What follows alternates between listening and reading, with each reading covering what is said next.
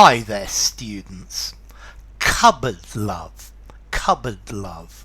Okay, this is when somebody is really nice to you and really loving to you, or an animal as well, in the hope of getting something from you that they want. So normally cats are not terribly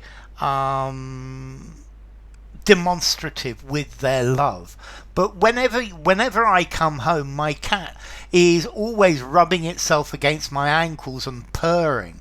But this is only cupboard love, because the cat wants me to feed it, and I'm the only person round there who knows how to open a can.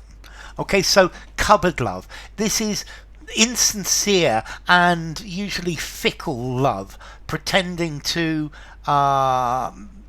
in the hope that you're going to get what you want. Fickle is that you love them one moment and then you change, you don't care less. Yeah, and the cat will love you and love you and love you until you actually feed it, and then it'll go off and do its own thing. Notice this phrase cupboard love is very British. I think the Brits and the Americans use it. I don't think the Americans know this one, but you could ask. Yeah, this is love that is motivated by greed. Originally, I think from the origin, it motivated by the desire for food, but nowadays we use it to describe anybody who wants something from someone. So yeah, as somebody who's not the best looking of people, I think I would only have lots of women after me if I won the lottery, but that would just be a case of cupboard love, yeah, because they want their money, want the money.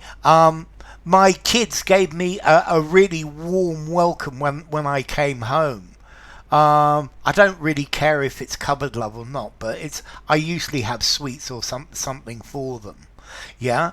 The cat is especially fond of me when I come home, but it's just cupboard love.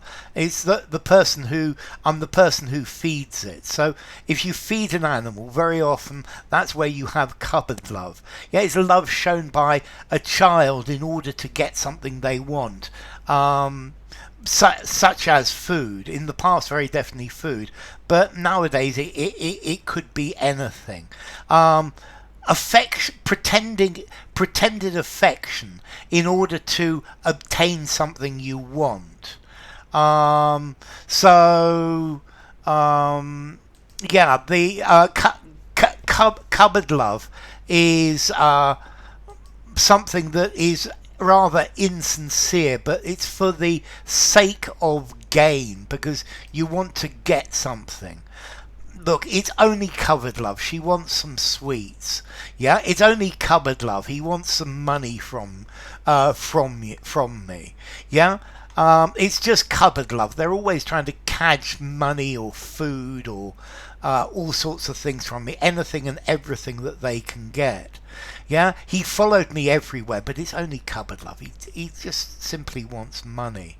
I don't think he loves his old aunt. It's simply cupboard love, because he wants her to leave him her money. So it's a show of love, but inspired by selfishness, inspired by greed. Yeah, it's not real love. It's just a personal attachment that is motivated. That appears to be motivated by love, but in fact it's motivated by the hope that you're going to get something that you want. Yeah, so the cat's rubbing itself against my ankles again. I have a feeling this is just a case of cupboard love. Yeah, a dog is very capable of showing cupboard love as well. Insincere affection, feigned love, love motivated by greed, love inspired by selfish motives. Okay, and this is the idea of cupboard love. Yeah, it's love for what's in the cupboard, and you can take it out and get it and give it to me. Formality. I think I get that. I get the feeling that maybe this phrase is a little bit old-fashioned, but it's definitely a British or Australian phrase, not an American one. So what am I going to give it? Cupboard love. I'm going to give it a 4.5 in formality. Use it informally, use it in a semi-formal conversation, a semi-formal writing, something very formal. Perhaps not, but nothing else. So anyway, enough. If you enjoyed the video, give it a rating, subscribe to my channel, and I will see you soon. Bye for now. Cupboard love.